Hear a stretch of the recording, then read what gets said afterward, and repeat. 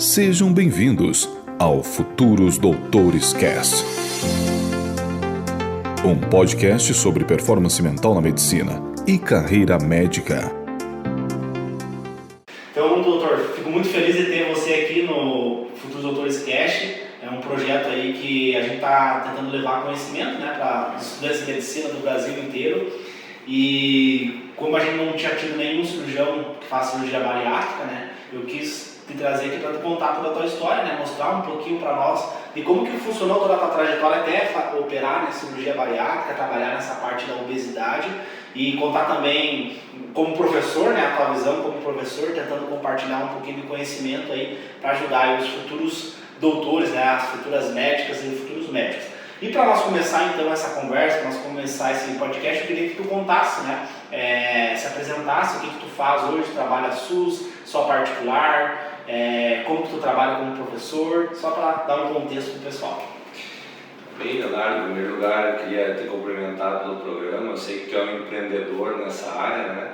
E já tem muitos seguidores, né? Um programa que é referência para o teu público aí, que busca sempre informações de como seguir uma carreira médica, enfim. E eu fico muito feliz de poder contribuir de alguma forma, né? Para esse teu desafio aí de cada semana, né? Eu vou falar um pouquinho da minha origem, né? Depois eu acho que eu passo ali para a questão da minha formação, até nós poder falar um pouquinho melhor ali da parte de cirurgia, bem dizer, né? Então eu sou natural de Santa Rosa, né? Capital, capital da soja. Rio Grande do Sul, né? Rio Grande do Sul, isso. E uma cidade que mais ou menos 70 mil habitantes, e é uma coisa interessante porque eu estudei lá até o primeiro ano do segundo grau, né? E escola pública ou era particular? Era particular, escola Dom Bosco, né? E naquela época ainda existia um grande desnível entre os lugares que tinham escolas com universidade naquela mesma cidade, né? Então, tipo, as escolas de Santa Maria, que é onde eu fiz depois vestibular, acabei passando, a gente notava que elas tinham uma vivência maior com a questão do vestibular, de prova, preparação, cursinho, né? E Santa Rosa ainda não tinha uma estrutura assim, né? Então a gente estava um pouco atrás assim dessa corrida pelo vestibular. Na tua época era 100% concorrido como é hoje, assim? Era bem concorrido, né? Não tinha a questão das cotas ainda naquela época, né? Eu passei em 1995 no vestibular, né? E o vestibular parava a cidade de Santa Maria, né? Então eu fiz escola Riachuelo lá, quando eu saí de Santa Rosa eu fui para Santa Maria, foi um degrau muito alto que eu tive que subir, né? Para ter uma ideia, o Riachuelo ele tinha 100% de aprovação, né? Então todo mundo que estudava no Riachuelo passava. E depois quando eu fui para lá baixou um pouco o nível, né, da escola. Mas não, brincadeira, a gente estudava muito lá, né? Era uma escola que incentivava muito o estudo, a gente vivia a questão vestibular, porque junto com a escola também tinha o cursinho, o Riachuelo era a escola e o cursinho, então a gente podia, ao mesmo tempo que você fazia escola, podia também fazer cursinho pré-vestibular, então era um outro tipo de vivência que a gente tinha naquela época lá. E tu era nerd? Como que tu era como aluno? Qual era o teu perfil de aluno? Eu era um aluno mediano, assim. Eu, no primeiro grau, fui um péssimo aluno, né? Pegava quase todas as recuperações. E sabe que isso, mas eu acho que foi muito influenciado pela questão, assim, até da cidade ter uma menor vivência, assim, com essa questão. E tu já tinha a visão, como que surgiu assim, eu quero ser médico? Isso surgiu muito provavelmente em função da minha família, tá? Porque eu tenho alguns médicos na família, meu pai era médico em Santa Rosa, meu pai já é falecido, mas enfim, qual era a especialidade? Ele, naquela época que ele fez medicina, não existia a pós-graduação como é hoje, né? Você faz residência médica, 2, 3 anos, né? E sai como se fosse especialista numa área. Então, naquela época, meu pai ele fez um curso de anestesia, era um curso de 3 a 6 meses, se não me engano, né? Então ele era um médico que atuava como anestesiologista, né? E depois ele fez uma outra especialidade que era otorrino com oftalmo juntos. Né? Por último, ele acabou só se dedicando à oftalmologia. Né? E o pai acabou infartando, enfim, ele morreu muito cedo, tinha 50 anos, né? E eu estava na escola nessa época, né? Então eu tive uma perda grande para mim, né, nessa época aí, né? Foi muita mudança que aconteceu. Fui para Santa Maria, tive um choque de conhecimento, um choque de vivência, de vestibular e tal. E Santa Maria era um vestibular muito concorrido, né? E nós tínhamos assim no estado, para a região de Santa Rosa, noroeste do estado, né? Basicamente toda a região ela se destinava ao vestibular de Santa Maria. Né? A região era, para você chegar em Porto Alegre, de ônibus na época, levava 9 horas. Então era um trajeto muito grande até Porto Alegre. Então as famílias preferiam que os filhos fossem estudar em Santa Maria, que era mais perto. Né? Então você levava 4 horas de viagem, 3 horas e meia. Então a tendência daquela região era ir a Santa Maria fazer a faculdade federal. Né? Não tinha muitas escolas particulares, né, na época, como hoje tem. Então o vestibular se tornava muito mais concorrido. Né? Na época lá era muito difícil passar. Não existiam chamadas. Né? Era muito difícil ter segunda, terceira chamada. Então, hoje o que? Triplicou, quadruplicou o número de faculdade de medicina no Rio Grande do Sul? Sim, no mínimo duplicou. Né? Duplicou? Naquela época, no mínimo duplicou. Mas naquela época era 40, 50 candidatos por vaga. Era difícil na época assim a concorrência.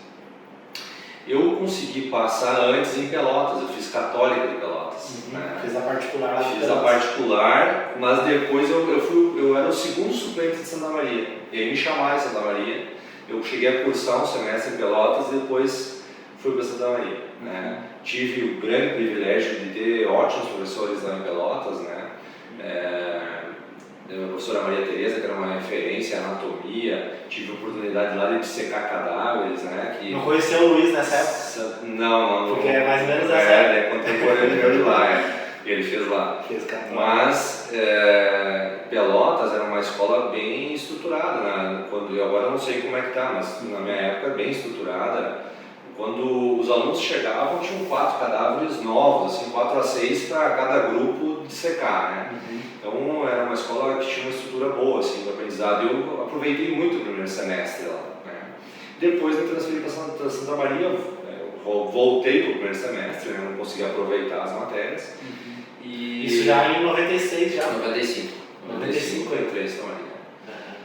E aí iniciei todo o curso lá, enfim. Sentiu dificuldade ali no ciclo básico de anatomia, fisiologia, ou foi tranquilo? Não, foi tranquilo. Eu já estava numa outra fase da minha vida, uma fase que eu estudava muito, um cara que me dedicava muito, sabe? Para te ter uma ideia, eu nunca peguei exame em matéria nenhuma na faculdade. Nunca foi reprovado nada? Nunca fui reprovado nada. Passei sempre com nota boa. Então me dediquei bastante. É uma mudança muito grande que aconteceu na minha vida. Pega na época se chamava primeiro grau, né? E depois a faculdade. Eu acho que a mudança de ambiente que você está, ela influencia muito, sabe? Quando tu vai para um ambiente que é mais ou menos hoje, tu quer trabalhar com TI, sei lá, e te colocam lá no Vale do Silício e você vive aquele ambiente 24 horas por dia, te dá muito mais interesse, vontade, ideias, né, para te crescer. Então quando tu está num ambiente que te favorece, ele te contamina. Acredito muito nisso. Só para nós entender, então, essa questão da medicina, o teu pai era a tua referência, tipo, tu tinha ele como referência de médico, só para nós entender o porquê medicina. Sim, eu tinha ele como referência, mas eu nunca consegui acompanhar muito. Não acompanhava muito assim. Não, o meu pai era muito reservado, no segundo grau ele acabou falecendo, então não tinha nem como eu acompanhar. Eu acompanhei muito um primo meu, que era cirurgião em Santa Maria. E na faculdade, em Santa Maria, não existiam as instrumentadoras, assim como hoje a gente vê nos hospitais. Quem acabava instrumentando as cirurgias eram os alunos da Faculdade Federal. Então, básico, claro que todo mundo se aproveitava disso, né? Os alunos aproveitavam porque tinham uma oportunidade de entrar no hospital, acompanhar a cirurgia e pegando detalhes. O hospital também se aproveitava porque tinha uma mão de obra barata, né? Não precisava contratar ninguém. Então, nós vivíamos uma simbiose muito boa lá, né? Hoje já é o técnico, né? Hoje não existe mais isso, né? Hoje você nem consegue mais entrar no centro cirúrgico. Eu estou falando isso de, sei lá, 96, 97, uma época que nós entrávamos no hospital particular lá para auxiliar os cirurgiões, né?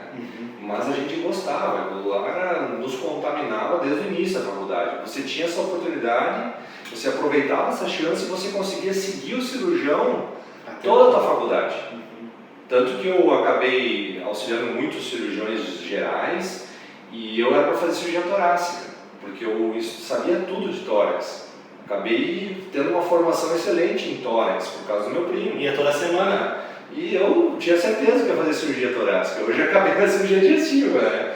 Então isso é o legal da medicina também, né? A medicina, ela tem várias áreas de campos de prática, e quanto mais o aluno, né, a pessoa tem a oportunidade de vivenciar cada área, te dá essa oportunidade de gostar daquela área que realmente tu serve para aquilo. Eu deixar claro que eu não acredito em dom, tá? Eu acredito muito em treinamento, né? Aquela pessoa que, claro, ela tem que ter uma empatia por aquilo ali, gostar daquela área, e aí gostando ela acaba exercitando mais, trabalhando mais, gostando daquilo, estudando mais, vira uma bola de neve de conhecimento, né? E de aprendizado. Então eu acredito muito nisso, de você.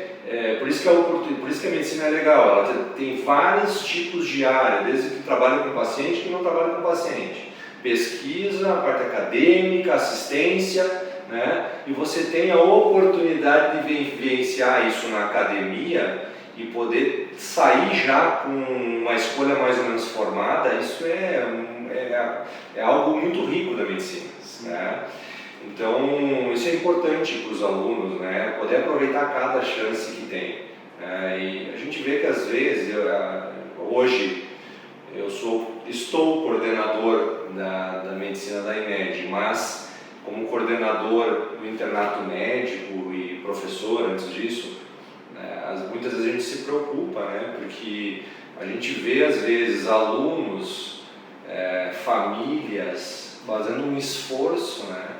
E a gente vê que às vezes a pessoa está perdendo uma oportunidade assim, crucial para a vida dela, né?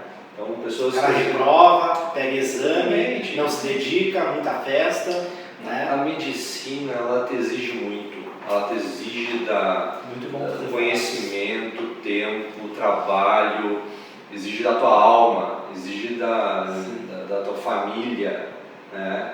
E só que ela tem coisas muito recompensadoras, né? E quem busca a medicina geralmente busca essas recompensas, que não é só financeira. Aliás, eu acho que tem duas coisas na vida assim, que hoje eu já senti isso, né? Que são situações sui generis, né? O fato de você ter um filho, né? Você sentir o amor sobre uma criança, porque ela é tua de alguma forma, não precisa ser geneticamente tua, mas ela é tua, e tu sentir esse amor por ela é algo que é indescritível, só quem tem essa experiência, tá? E eu vivo isso, né? Com as minhas dois filhos que eu tenho um casal de filhos, o Enzo e a Gabriela, né? Os anos, imagina eles no YouTube assistindo isso aí, espero que eles escutem um pouco o pai deles, né? Mas, então esse sentimento que a gente tem que ter um filho é um sentimento maravilhoso, que ninguém descobre o que é o amor verdadeiro sem ter um filho, tá? E outra coisa é o sentimento de você ver uma coisa muito verdadeira no olho do teu paciente, que sabe que tu salvou ele, que você fez diferença na vida dele, e ele te agradecer por isso, Isso só a medicina te dá de forma mais clara. Sei que talvez você pode ser um agente de trânsito, ajudar alguém num acidente, de alguma forma ajudar essa pessoa a sobreviver de alguma forma, ou resgatar de um afogamento, né? Mas o médico sente isso muito de forma cotidiana, né? E isso é muito presente na vida do médico. E esse sentimento, ele é maravilhoso. Então, assim como você ter o amor por um filho, né? E ter esse sentimento por alguém que foi teu paciente, que você fez diferença na vida dele, isso, a medicina é maravilhosa para te oferecer isso. Mas, voltando à situação, nós estávamos falando de dom, né? Eu não acredito muito nisso, eu acho que realmente é de você ter contato com várias áreas, ver aquilo que te chama mais atenção, e aí você passa a vivenciar muito mais aquilo, estudar mais aquilo e ter mais prática. Isso seguramente é que vai te levar ao teu sucesso profissional. Ninguém hoje, em sã consciência, pode pensar que vai fazer um curso de medicina, vai investir lá provavelmente, eu fui aluno de escola federal, outros têm bolsas, mas a maior parte das pessoas, acho que hoje, elas pagam a faculdade, né? Consegue pensar que você vai pagar quase R$1 milhão para fazer uma faculdade, vamos deixar assim? Se fizer financiamento, chega a R$1 milhão, né? Isso aí, se você contar ainda alimentação, estadia, enfim, tudo que você gasta, livro, enfim, você gasta R$1 milhão, tá? Então você é o governo, né? Exatamente, mas vamos pensar nesse investimento, tá? Você investe R$1 milhão, você passa por 6 anos sem trabalhar, sem ser produtivo do ponto de vista financeiro. Então vamos comparar com outra profissão, que você sai e faz um curso técnico, por exemplo, em 1 ano e meio, 2 está trabalhando e está ganhando, né? Então você fica 6 anos sem trabalhar, no mínimo, porque no meu tempo já se exigia 2 residências, né? Eu fiz 2, eu fiz cirurgia geral e fiz cirurgia digestiva, né? Então eu fiquei praticamente 10 anos estudando, mais um de mestrado ainda que eu fiz, tá? Então bota 11 anos na conta, sem ganhar dinheiro, só pagando, né? Então você fez um investimento de R$1 milhão, ainda muitas vezes hoje você tem que pagar a pós-graduação também, né? E fica 11 anos sem produzir, enquanto que uma outra pessoa faz um curso técnico e está produzindo há pelo menos 9 anos. Então tem que enxergar aquilo ali realmente como um projeto de vida, e você tem que se dedicar para aquilo.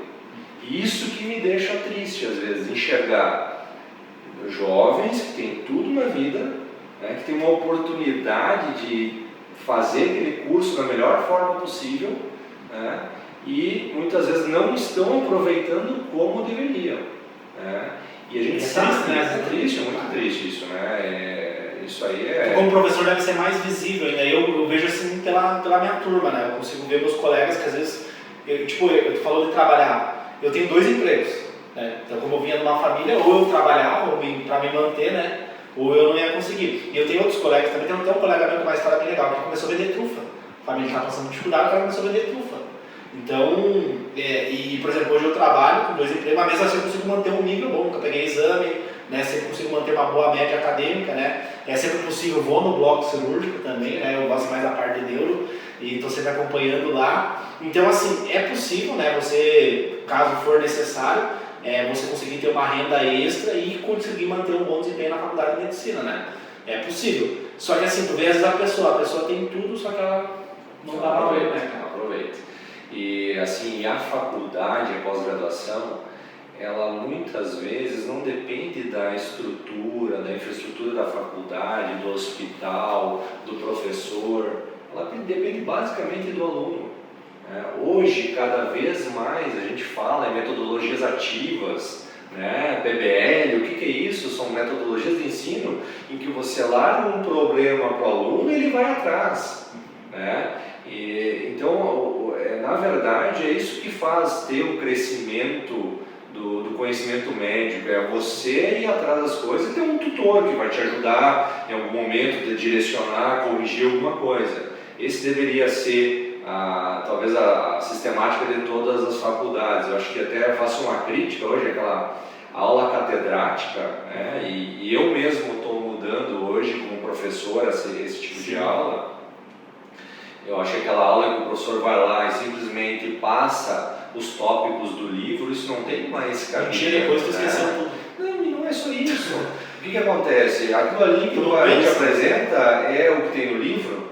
Então você pega um livro, você lê, você sai com o mesmo conhecimento. Claro que tem, às vezes, o professor que faz a diferença, que ele te traz uma parte prática junto, ele consegue ilustrar com situações do dia a dia, e aí está a capacidade maior ou menor do docente, né? Que isso faz diferença para o aluno. Mas hoje, por exemplo, assim, eu acho que aproveitar essa digitalização que existe, né? Você coloca hoje no YouTube aí, bota uma aula aí de apendicectomia. Aparece. Vai ter quantos milhares de aulas melhor que a minha, né?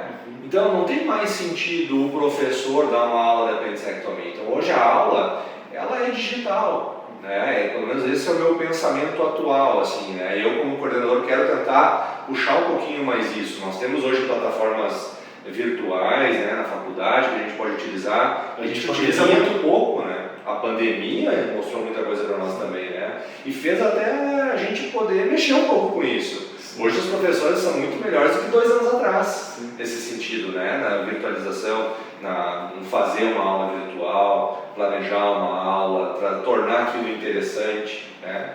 Porque esse é o trabalho também, não é simplesmente dar aula, é você tornar aquilo interessante e conveniente para o aluno que precisa aprender aquele assunto. E tu sabe, Lucas, que essa questão que tu trouxe é muito importante, porque eu, por exemplo, eu passei em medicina com bolsa 100%, né? E é um programa que tu compete com o Brasil inteiro, né? Não é só aqui da região, e eu nunca pisei numa sala de aula. Eu passei só estudando em casa. Então isso mostra, né, que a educação está mudando, né, cara? Porque eu vi esse dia na internet uma foto da escola de 1980 e a escola de hoje. E do lado o telefone de 1980 e o telefone de hoje. Então a tecnologia evoluiu muito, mas a escola é a mesma, né? Então é muito legal trazer isso do PBL, né, aprendizagem baseada em problemas, porque eu acredito muito nisso, cara. Eu acho que a função do professor não é dar aula, é fazer o aluno a pensar, raciocinar. Porque o médico, basicamente o quê? Ele resolve problemas. Exato, é isso aí. Então a aula hoje, voltando àquele assunto, hoje qual é o meu pensamento? É que você tem uma aula que é digital, que o aluno assiste em casa. A hora que ele quiser. Até por quê? Pelo que? A hora que ele quiser, ele vai assistir no momento que ele está tranquilo, que ele é mais produtivo. Agora ele tem que assistir.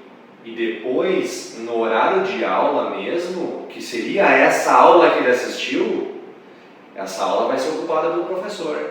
Eu vou estar lá, para quê? Para botar um caso clínico, fazer perguntas, porque hoje o aluno, numa sala de aula de 1980, ele está com o celular, olhando para a rede social, ele está se perdendo com outras coisas. Talvez até tenha mais capacidade que a minha geração de assimilar 2 coisas ao mesmo tempo, entendeu? Mas eu não acredito nisso. Eu também não. Ainda acho que a atenção foi atrofiada. Exatamente. Então acho que essa disponibilidade de celular, internet na sala de aula, ela acaba atrapalhando. Então aí que está hoje, eu acho que a criatividade e a ação do professor ela tem que ser muito mais ativa nesse sentido, de chegar no momento de aula e não expor o conteúdo, mas cobrar, entendeu? Cobrar, né, num bom sentido, assim, né, de estimular o aluno a pensar, a ter um senso crítico para as situações, trazer um caso clínico, realizar questões de prova,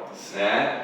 Então, trazer o aluno para aquele ambiente, pensando já no futuro dele, até na pós-graduação, né?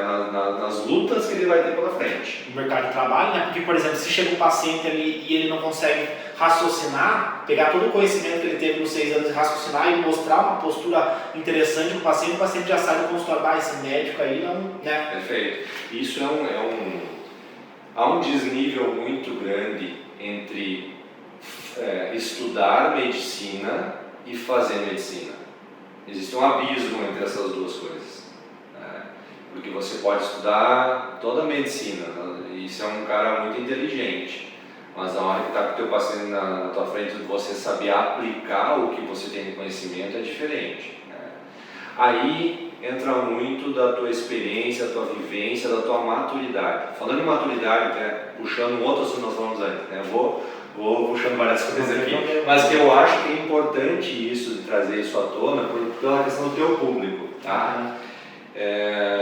O que eu acho hoje que é mais importante para o estudante de medicina é ele ter maturidade. Entendeu? Não é a nota. Não é nota, é ter maturidade. A pessoa que está na medicina e que tem maturidade, ela vai sair mais bem formada. Os mais imaturos saem pior formados.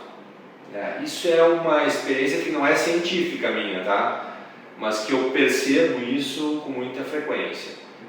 O indivíduo que entra, por exemplo, com mais idade na medicina, ele aproveita mais, entendeu? Então isso é algo que eu acredito bastante. Então, ele não tem tanta distração, será? Eu acho que ele está enxergando já lá na frente. Ele não está fazendo uma extensão da escola dele, né? Porque isso é uma coisa que às vezes os alunos, quando entram na medicina, e eu sempre falo isso nas primeiras aulas quando eu tenho oportunidade. Eu era antes aluno dos básicos, professor dos básicos, da aula de anatomia. E sempre que eu tinha a oportunidade nas primeiras aulas eu já falava isso. Vocês já são médicos. Vocês não sabem, mas já são. Porque a vizinha de vocês, ela não quer saber se tu está no primeiro semestre ou no último.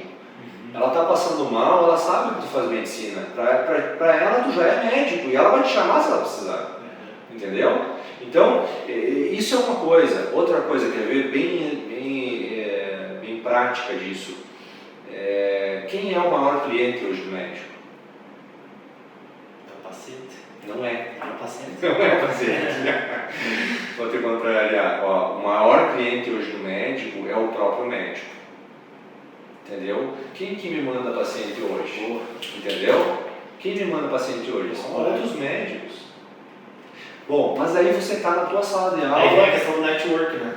Isso, mas olha, um outro problema que você pode ter. Tu está na tua sala de aula, com o teu colega do lado displicente, não presta atenção, vai mal nas provas, não se dedica, faz os H dele toda hora lá. Você vai mandar o teu paciente que tem uma relação contigo e ele acredita em ti, e você vai mandar para o teu colega que foi um péssimo colega e sabe que não tem uma qualidade suficiente, vai botar o teu nome em risco. Boa. Então hoje, o que o aluno de medicina tem que entender é que ele já está sendo observado como profissional pelos próprios clientes dele, que são os colegas dele. Entende? E até o professor, né? Daqui a pouco ele vai ser especialista, ele vai estar precarizado. Eu hoje trabalho com alunos meus, alunos da pós-graduação, da residência médica. Hoje eu tenho alunos que foram meus, são meus colegas, em várias especialidades. Eu estou ficando velho. Mas muito boa essa relação, né? Interessante. Interessante, né? Isso aí eu faço questão de deixar e tomara que muitos alunos da medicina escutem isso. Isso é muito rico e isso faz diferença na vida profissional deles. E para nós bater nesse tópico, para nós finalizar esse tópico da questão educacional, tradicional ou PBL? Como tu acha que eu falo melhor médicos? Eu acho que tem que ser uma mistura dos dois, sinceramente. Eu acho que a aula já tem que ser um híbrido, né? É o que eu penso hoje. A minha aula hoje, ela é uma aula expositiva que está na plataforma virtual, mas que em sala de aula eu vou cobrar o que eles viram na plataforma, a gente vai resolver problemas, botar um caso clínico. Isso eu mudei recentemente. Estou atrasado nisso, tá? Mas hoje é um modelo híbrido, na minha opinião, tem que ser híbrido. Tu sabe que eu tive aula com o Marcelo de ortopedia e nós chegamos na aula, ele chegou assim, não, vocês que vão dar aula aqui, porque se eu dar aula aqui, daqui 2 dias eu vou encontrar vocês no corredor e vou perguntar, vocês não vão saber. E eu achei assim, cara, que incrível, porque talvez meus colegas não gostaram muito dessa dinâmica, mas como eu venho, e eu tenho TDAH, né, eu transtorno de atenção e hiperatividade, então eu numa sala de aula, qualquer coisinha me rouba a minha atenção.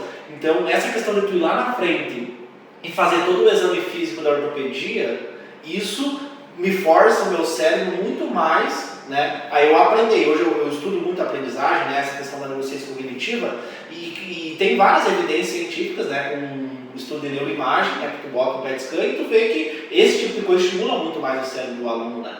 Então essa questão do aluno esperar menos do professor, eu acho que isso é muito importante, né? Parar de, o professor, não, eu tenho que buscar o conhecimento e usar o professor para tirar dúvidas, para perguntar, né?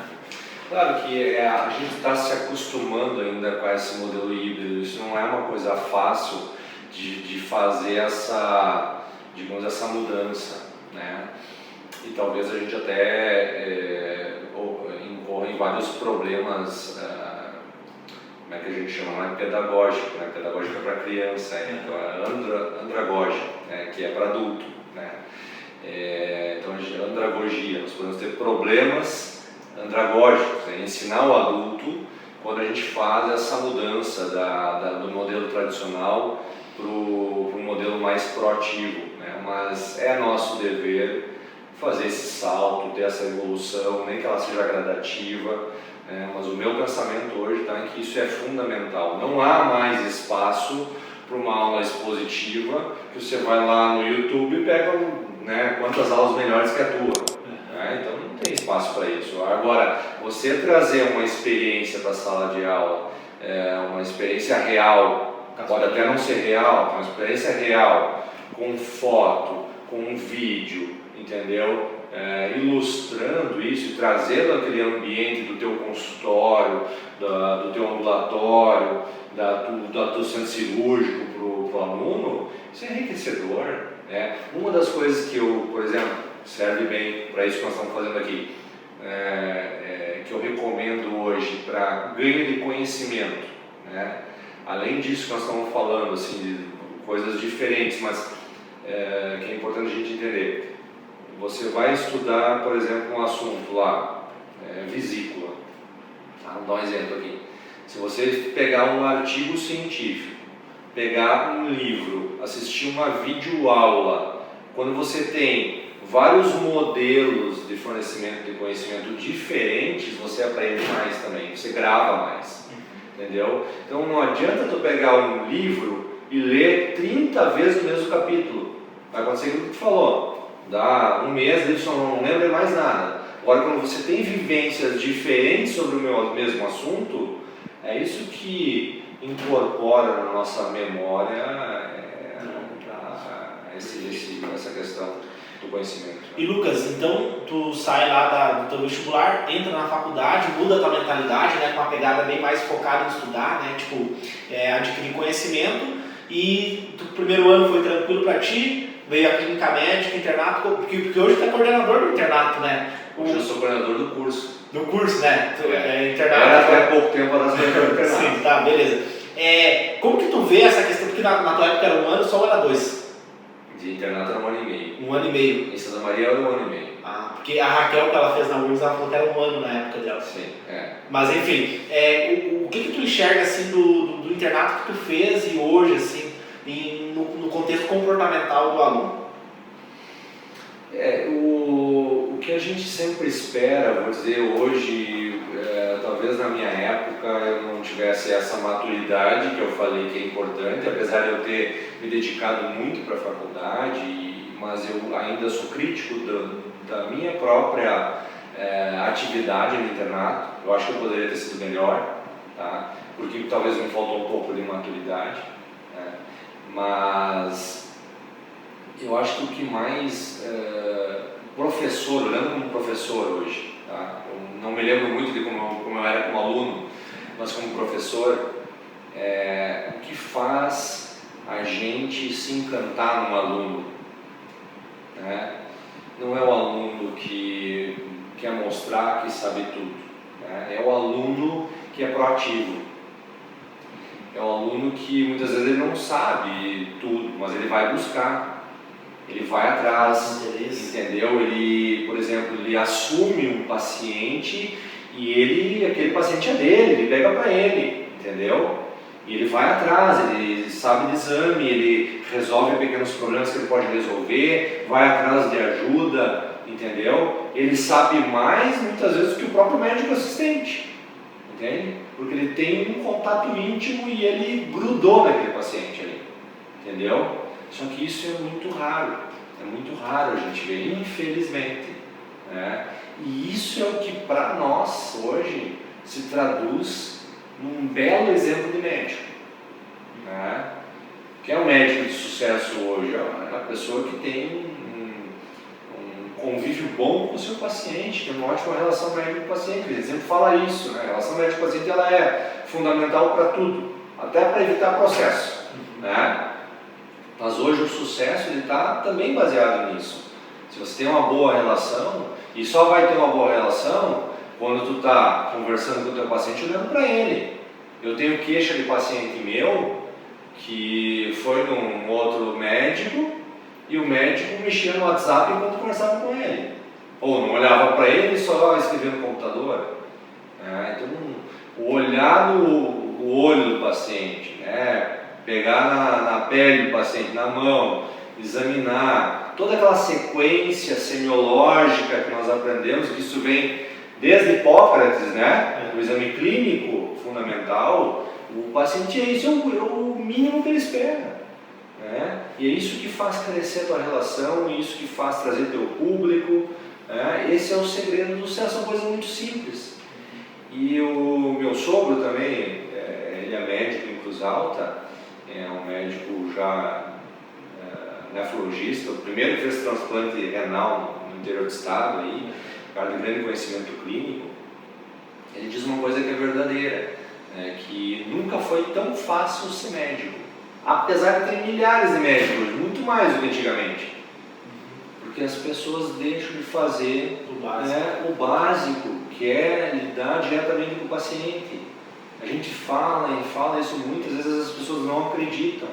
Não é você fazer uma consulta rápida, pedindo um exame o mais avançado que existe, que vai fazer a diferença para aquele paciente. Ele quer ser ouvido, ele quer ser tocado, ele quer que você, se pudesse entrar lá na artéria dele para ver o infarto antes de acontecer, é isso que ele quer, ele espera isso de ti, você fique com ele, que esteja com ele. Ele quer se sentir acolhido, entende? E às vezes tem que ter um cuidado, né? Tanta informatização, digitalização, isso nos afasta um pouco. E é muito interessante essa relação agora que está acontecendo, porque a gente há pouco foi liberado, né, as consultas virtuais, telemedicina. E a gente vai ter que ter um espaço para ela também, né? Agora, ela não tem como substituir a consulta médica, né? Talvez É um complemento. Talvez, como a gente faz hoje, muitas vezes indevidamente, no WhatsApp, que o paciente ele quer uma resposta rápida e tal, e você tem que dar uma atenção para ele, né? Talvez essa telemedicina ela seja um modelo de você se aproximar do paciente depois da sua consulta tradicional, né? E isso eu acho que vai ser a diferença de nível entre os profissionais, né? Aquele que consegue utilizar a telemedicina, incorporar a telemedicina no dia a dia dele e trazendo um plus para o paciente dele. Lucas, então, para fechar esse raciocínio, tu acredita que faltou mais então essa questão que hoje eles chamam de soft skills, né? Que são habilidades sociais que você desenvolve porque a medicina é muito técnica, né? É o artigo científico, medicina baseada em evidências, os guidelines, né? E óbvio que isso é muito importante, né? Mas então tu acha que eu tenho que complementar a técnica, né? A parte da fisiopatologia, os artigos científicos, com essa questão de contato com o paciente, que aí eu consigo fazer um bom... Sem dúvida. Isso eu acho que não é um mistério para ninguém, isso hoje, né? O problema é você executar isso, né? Eu trabalho com obesidade hoje, né? Então, desde 2007 eu trabalho com obesos, né? E eu vou trazer um pouquinho dessa experiência para a gente notar como às vezes essas coisas que a gente está falando são muito simples, às vezes falar para as pessoas, não, é só você unir a parte científica com essa relação médico-paciente. Com o obeso funciona a mesma coisa. O paciente obeso, às vezes ele vai lá no meu consultório e ele quer buscar um milagre para a vida dele. Ele quer uma cirurgia milagrosa e não existe essa cirurgia. Eu faço uma cirurgia que tecnicamente vai resolver a vida dele, porém ele tem que ajudar e ele sabe que tem que ajudar. E eu digo para ele assim, bem claro, são 5 coisas que tu tem que fazer. Tá? Eu vou fazer cirurgia, mas tu tem que fazer 5 coisas. São 5 coisas simples, mas tu tem que fazer. Vir em consultas regulares, fazer exames periódicos, que eu acho que isso aí qualquer um de nós tem que fazer. Usar vitamina pro resto da vida. Talvez quem não faça cirurgia bariátrica também precise. Fazer a questão nutricional. Mas tem 2 coisas também que são bem importantes e bem simples que deveriam fazer parte do nosso dia a dia: atividade física regular e dieta saudável. Óbvio. Tá? Então eu digo isso é óbvio. Tá? No início eles estão motivados. Não, deixa comigo isso aí, ó, estou preparado. Só que o que acontece 2, 3 anos depois? É o papagaio, é o cachorro, é o vizinho, tem desculpa para tudo, porque ele não faz o que tem que fazer. E aí ele perde a guerra, ele volta a engordar, entende? Porque a parte dele ele não fez, ou seja, ele veio para buscar um procedimento, ele não veio para buscar a cura do problema dele, porque ele não quis assumir os compromissos dele, entendeu? Então às vezes a gente fala, são coisas bem simples, mas executar essas coisas não são simples. Precisa de uma mudança comportamental, e isso se aplica também no dia a dia do médico. Você tem que ter uma mudança comportamental, você não pode ficar ligado na digitalização o tempo inteiro. A gente tem que buscar, a medicina ela é uma profissão tradicional, e o público ele não espera que um robô vá lá tratar dele, ele quer o médico, quer a presença do médico, e a presença do médico é muito mais do que um técnico, entendeu? Ele está ali com a alma dele, ele transforma o ambiente daquele doente, é uma coisa muito mais envolvente, é a sensação que esse paciente tem quando o médico dele chega, entende? Perfeito. E Lucas, então tu termina teu internato, se forma lá como médico na Federal de Santa Maria, e aí depois, como que foi porque o teu pai já era médico, né? E até teve uma situação bem interessante de um amigo meu que ele se formou, né? Ele faz residência aqui, e no dia da formatura dele, o pai dele veio a ter um infarto, né? Depois acabou falecendo. E ele conta que essa questão do pai dele se foi um grande motivador assim, para ele, né? Ele ter recebido o diploma do pai e tal. E para ti, como que foi essa questão de se formar médico, né? Teu pai também era médico, como que foi essa questão assim de pegar? Como eu falei, eu acompanhei muito pouco o meu pai, né? Assim, talvez do meu pai tenha algo muito assim inconsciente que tenha influenciado, né? De forma consciente, eu acho que muito mais um primo meu, que foi o cirurgião torácico, que eu falei que eu acompanhei em Santa Maria, foi a pessoa que mais me motivou para isso, né? E também vários amigos, né, que às vezes as nossas amizades elas contaminavam nesse sentido de o cara está fazendo medicina, eu quero fazer medicina, enfim. Então você se motiva para isso, né? E o grupo vai inteiro, né? Eu tive muitos amigos meus do cursinho, do colégio, que entraram na medicina, são meus contemporâneos, né? Então acho que isso influencia muito na nossa escolha. Bom, o internato, então, você falou, eu acabei fazendo em Porto Alegre. Eu fiz minha faculdade em Santa Maria e eu tinha a oportunidade de fazer em Porto Alegre, né? Hospital de Clínicas? Não, nós tínhamos Conceição na época, que a gente poderia ir, tinha Santa Casa e o Clínicas, né? Então a gente escolhia um para ir, né?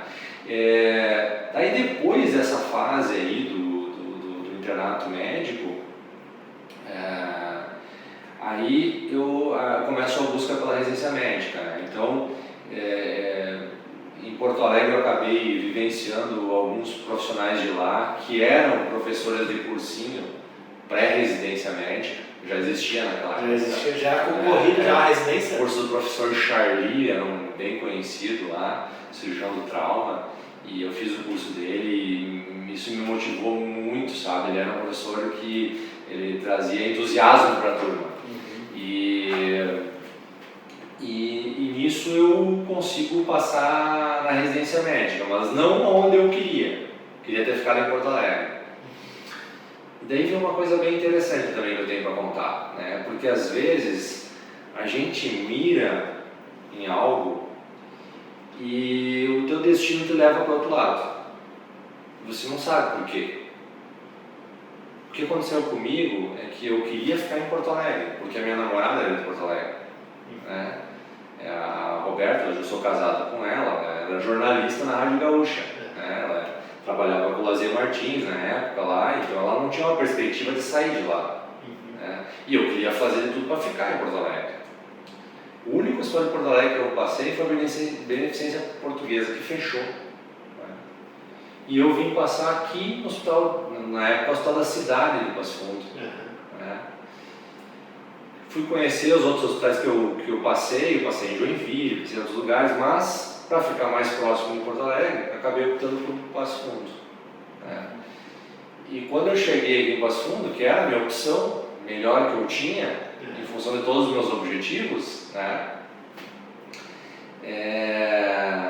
Para mim foi um tanto assim, foi pouco pomposo a minha chegada aqui, né? Porque eu cheguei numa época em que o Hospital da Cidade vinha saindo de uma dívida muito grande, né? Era um hospital com uma estrutura muito pequena, né? Hoje ele é uma potência, né? Mas ele era uma estrutura muito precária.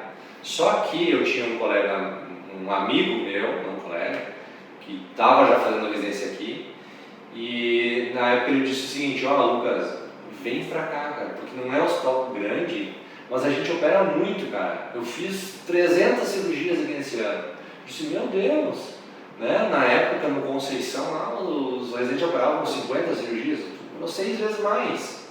Que loucura, vou pra lá, vou fazer pra lá. E eu vim. E... Cirurgia geral, né? Cirurgia geral. E essa questão da cirurgia geral foi porque tu acompanhava muito no bloco, desde o primeiro semestre? Eu ia ter que passar pela cirurgia geral para depois escolher a especialidade. Né? Depois eu vou falar uma outra questão sobre isso que é importante também, para quem está se formando, tá? Mas, o que eu quero dizer agora é bem interessante isso, porque às vezes a gente está focado que a tua vida ela tem que se fazer daquela maneira. E eu vim para cá, operei muito, peguei muita mão. Tanto que eu cheguei na minha segunda residência, que foi no Clínicas em Curitiba. Lá no Clínicas em Curitiba, que foi com o professor Júlio Coelho, que é um grande nome da cirurgia digestiva, o meu R4, ele não tinha feito nenhuma esofagectomia, por exemplo, que é uma cirurgia de grande porte. E eu aqui tinha feito 4 quando eu cheguei lá. Então eu cheguei com uma mão muito boa para operar lá. Né? E isso era uma vantagem das residências que não tinham subespecialidade, por exemplo, só tinha cirurgia geral aqui, não tinha cirurgia digestiva, então tudo era para cirurgia geral, entendeu? Então, mas o que aconteceu? Bom, eu vim para cá, então foi muito bom aqui, foi excelente. Com o relacionamento à distância? Mas principalmente porque eu fiz aqui um network bom, e eu trabalhei como residente para a pessoa que hoje é meu sócio. Foi meu professor, que é o professor Júlio Juarez Dalvesco. Ah, o Juarez? Então, ele foi meu professor. E por questões de destino, eu fui um bom residente, era interessado, era proativo, ele enxergou em mim uma pessoa que poderia trabalhar com ele numa mudança de pensamento da própria vida dele. E para mim foi maravilhoso, resolveu a minha vida. Passo Fundo resolveu a minha vida. Hoje eu sou feliz aqui. Sou feliz aqui. Eu não gostaria hoje de ter ido para outro lugar. Mas o meu pensamento antes era ir para Porto Alegre. E se eu tivesse ido para Porto Alegre, onde é que eu estaria hoje? Talvez eu não tivesse tão bem resolvido assim na minha vida. Então, às vezes, a gente foca em algo e às vezes se sente até menor do que a gente desiludido, né? Porque o teu destino te jogou para o outro lado. Só que esse outro lado você não enxerga agora, você vai chegar depois. Resolve a tua vida, resolve a tua vida. Então, isso é uma passagem muito feliz assim da minha vida, sabe? De eu ter vindo para Passo Fundo. E tu sabe, Lucas, que aconteceu basicamente a mesma coisa comigo, que eu queria muito a Federal, cara. Não consegui passar na Federal e o que sobrou foi o hospital médico do Hospital de Clínicas, né? E, cara, todo o suporte que eu tive, tanto hoje, né, eu gostar tanto da neuro, com os professores que eu tive de neuro, sabe, neuroanatomia com o Alex, depois com o Alan. Então, assim, pra tu ver, né, cara, como que as coisas se encaixam, né? Às vezes o cara fica meio triste, não consegui passar na federal, não sei o quê, mas, né, igual a tua história. O destino, ele te coloca surpresas na vida muito agradáveis, né? Mas antes eu falei que tinha mais uma coisa importante, né? E eu acho que é importante também para o teu público isso que eu vou falar, tá? É um pensamento que eu falo coisas no início do curso, durante o curso muita bobagem, e no final, eu sempre digo isso para os formandos, né? Tem 3 coisas que nessa fase que vocês estão agora, se formando, vocês vão ter que escolher. E essas 3 coisas, elas vão influenciar diretamente a vida de vocês. Quais são elas? Então, primeiro, a cidade que tu vai morar. Porque dependendo da cidade que tu vai morar, não tem por que tu fazer uma subespecialidade, por exemplo. Não tem por que tu fazer um mestrado, um doutorado, entendeu? A especialidade que tu vai fazer, dependendo da tua especialidade, tu tem que ir para uma cidade ou para outra, depende do mercado de trabalho, depende de muitas coisas. E a pessoa que tu vai se juntar, ela tem a capacidade de botar para cima ou para baixo. Então nisso eu também fui muito feliz nessas 3 escolhas. Então vim para Passo Fundo, escolhi a especialidade que não era que eu pensava, eu ia fazer cirurgia torácica, mas quando eu conheci, vou deixar um termo chulo, né, o tripedo, eu gostei e acabei ficando na cirurgia geral, né? Então isso é uma coisa legal também, que a medicina te faz, que eu estava falando no início, né? Você acaba conhecendo aquelas coisas e quando tu vê se você encaixa num negócio, encaixa numa área, entendeu? Eu me encaixei na cirurgia digestiva, não toda a minha faculdade era para fazer cirurgia torácica. O Dr. Jornal se influenciou nessa escolha? Possivelmente, né? Ele foi um grande mestre meu, talvez ele tenha sido o maior mestre que eu tive na minha vida, né? Porque ele não é só, vamos dizer assim, ele é uma pessoa iluminada, né? Ele é uma pessoa diferente. Só quem tem a oportunidade de conviver com ele no dia a dia e viver com ele, a gente sabe a pessoa boa que ele é e a experiência de vida que ele tem e o conhecimento que ele não se furta de passar, né? E a inteligência que ele tem para te passar esse conhecimento. Então é uma pessoa muito especial na minha vida e eu acho que eu tive a infelicidade de perder meu pai cedo, que não pôde me dar, sei lá, muita instrução, mas tive a felicidade de conhecer pessoas ao longo da minha vida que uma e outra sempre substituíram uma grande falta do meu pai, né? Em algum aspecto assim, de orientação, eu estou dizendo, né? E o Dalvesco ocupa boa parte dessa instrução, entendeu? Que eu não tive do meu pai. Então, para mim é muito... E uma curiosidade do Dr. Juarez Dalvesco, que quando eu estava na educação física, eu fiz uma pesquisa sobre intervenções cirúrgicas e profiláticas na obesidade. E naquela época eu mandei mensagem para ele no Facebook e ele foi super atencioso, me ajudou bastante na minha pesquisa. Isso em 2015, né? Antes de eu ter passado em medicina. Então corrobora com o que tu está falando, né? Que ele é uma pessoa que ajuda, que compartilha conhecimento, né? Está sempre disposto ali. Nem sabia quem eu era, eu mandei mensagem, expliquei a minha pesquisa e ele foi super proativo ali para poder me ajudar, né? Perfeito. Eu quero trazer ele aqui, quero mandar, mas não tive a oportunidade ainda, por causa da pandemia, né? Eu vou trazer ele aqui, né? Vou mandar mensagem aqui para ele. Agora já temos um sócio dele, agora vai ser mais fácil ele isso, né? E então, continuando, né? Depois disso eu recebi o convite dele para trabalhar aqui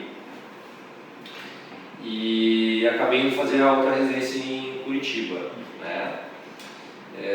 Lá em Curitiba era já outra dinâmica, né? Nós tínhamos uma faculdade, como é hoje o Hospital de Clínicas, era lá naquela época. Então existia a Universidade Federal do Paraná dentro do Hospital de Clínicas, né? Então lá nós tínhamos uma escadinha hierárquica, era um sistema totalmente diferente, com vários residentes. E eu aprendi muito lá, né? Então, são 2 ambientes um pouco diferentes, mas que me trouxe um conhecimento muito grande, assim. Só para fazer uma intervenção, só para eles entenderem. Então, tu fez 3 anos de residência de cirurgia geral, né? 2 anos, né? Era 2 anos de cirurgia geral aqui, no Hospital de Clínicas. técnicas. Daí quando tu virou R3, daí tu pode fazer a subespecialização. Isso, daí tu faz uma nova prova. Nova prova. Eu lá no Paraná tive que tirar o primeiro lugar para poder passar, senão eu não ia passar. Porque lá a entrevista valia muito naquela época, então quem era da casa sempre acabava te ultrapassando, né? Então a entrevista valia muito. Hoje a entrevista ela perdeu essa importância, né? Mas aí tive a felicidade de passar bem lá, né? E aí tive um convívio com pessoas de notoriedade nacional, né? O Júlio Coelho é uma pessoa conhecida no Brasil inteiro, né? Na área digestiva, transplante de fígado. E eu tive uma vivência muito boa lá. Quantos anos aí tu ficou lá em Curitiba? Eu fiquei 3 anos porque eu fiz mestrado lá também. Na Federal do Paraná. Na Federal do Paraná. Então eu fiz toda a parte digestiva, depois eu fiz mais mestrado. E isso me oportunizou também fazer um fellow na França. Então depois eu fiquei em Paris, onde eu fiquei no Hospital Santo Antônio, lá, Santo Antônio, né? Que eu acabei fazendo uma extensão da minha residência lá na parte de cirurgia digestiva. Ficou um ano daí em Paris? Não fiquei um ano, fiquei 6 meses lá. 6 meses. Então, o professor Roland Park, né, no serviço dele. Só para o pessoal entender, talvez algumas pessoas não entendam o que é fellow. Que é um fellow. O fellow ele é como se fosse uma vivência na tua especialidade fora do país. Em resumo é isso. Né? Então lá a gente tinha toda a atividade que nós tinha aqui na residência, né? Mas num hospital de ponta, né? Na França. Então sempre a gente acrescenta muita coisa, né? Tive a oportunidade de ver algumas coisas que hoje são realidade aqui no Brasil. Técnicas que já faziam lá e hoje estão fazendo aqui. Questões diagnósticas, né? PET-CT era uma coisa que lá a gente via alguns pacientes com esse tipo de exame. Hoje, para nós, em Passo Fundo, chegou esse ano, para ter uma ideia. Eu fui para lá em 2006. Né? Então, foi um grande ganho assim, de conhecimento, né? Que eu recomendo. Né? Acho que, claro, as coisas mudam, os tempos mudam, as escolas, os hospitais mudam e é bom sempre o aluno estar um pouco ligado aonde que é melhor ele ir para aquela especialidade que ele está fazendo, né? Então isso é uma coisa importante. Outra coisa, você tem que saber uma outra língua, né? Então essa preocupação eu tive durante toda a minha residência, de estudar francês, porque você tem que chegar lá sabendo falar a língua deles, senão eles não te dão importância, entendeu? Eu tinha reuniões clínicas que eu tinha que falar em francês com eles. Então, claro que era um embromation, né? Eu patinava no início, né? Mas se eu não fizesse isso, se você não tinha uma noção do que eles estavam te falando, você não conseguisse conversar com eles, não ia nem ter importância esse teu conhecimento. E daí tu volta da França, daí tu pode escolher Curitiba, Porto Alegre ou Passo Fundo. E por que tu escolheu Passo Fundo, voltar para Passo Fundo? Não, porque na verdade eu recebi o convite do meu grande mestre, né? Eu queria trabalhar com ele, né? Entendeu? Então E isso é muito importante, Lucas, tu falar isso, porque, cara, eu acredito muito nisso, tu construir boas relações, né, com as pessoas. Então não precisa, por exemplo, eu comecei já a construir boas relações no início da faculdade, né? Sim. E corrobora também com a tua história dessa questão de construir boas relações, né? Sim. Isso é fundamental, isso te direciona para a tua vida pro lado correto das coisas. Quando você, claro, depende da tua índole também. Você vai buscar, né, vai conseguir tudo que tu procura. Então, tu quer buscar, assim, eu quero conhecimento, o jeito correto de trabalhar, né, pessoas idôneas, bom, você vai se juntar a eles. Mas você pode também, a medicina ela é rica nisso como qualquer profissão. Às vezes, né, existem caminhos não tão corretos para exercer essa nossa profissão, né, e infelizmente a gente sabe de casos que acontecem, né, que infelizmente mancham a imagem da nossa profissão, né.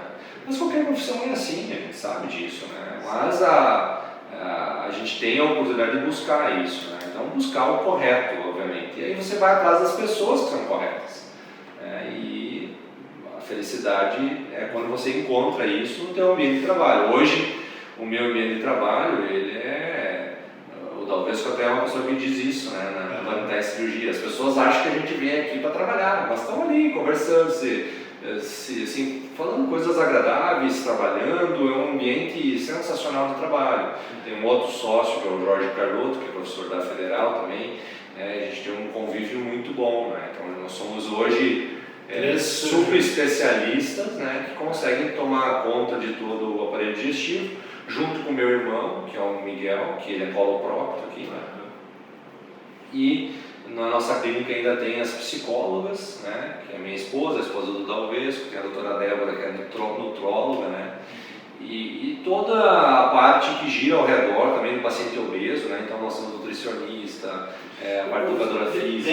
Nessa questão da cirurgia bariátrica, quando tu veio para Passo Fundo trabalhar com o Dr. Juarez Dalvesco, ele já fazia bariátrica já? Não, isso é uma outra história interessante, né, porque... Só para nós entender. Sim. Isso foi algo, eu sempre brinco com ele sobre isso, né? É uma brincadeira, porque ele é de um outro tipo de formação em que o obeso ele é um paciente complicado de trabalhar, né? Não só do ponto de vista técnico, mas também aquela que nós estávamos falando, né? Da pessoa mudar comportamentos, né? De ter atitudes, isso não é todo mundo que consegue vencer isso aí. Então é um desafio a mais, né? E no início ele ia mais me ajudar a trabalhar com obeso, e não ia trabalhar tanto com obeso, né? Depois eu tinha uma foto dele dando aula sobre obesidade, né? Então eu brinco com ele sobre isso. Então hoje ele era professor da UPF já nessa época? Ele? Ele já era professor há 20 anos da faculdade, se não me engano. E hoje eu e ele trabalhamos com cirurgia bariátrica, né? Então isso eu acho que é uma coisa que também, quando você quer se inserir num meio de trabalho, você quer entrar num grupo, não é com o teu conhecimento básico que você vai se inserir num grupo de trabalho, você tem que acrescentar algo para aquele grupo, entendeu? Então é isso que as pessoas têm que pensar. Eu sou médico, eu quero trabalhar lá naquela cidade, tentar me aproximar daquele grupo. Não vai conseguir se você não trouxer algo novo.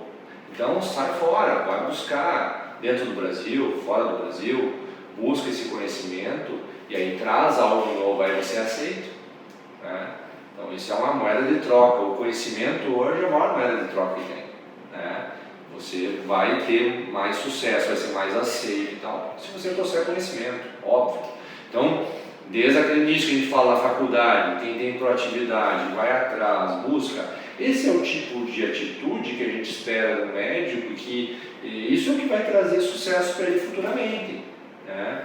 Desde a faculdade até na especialização dele.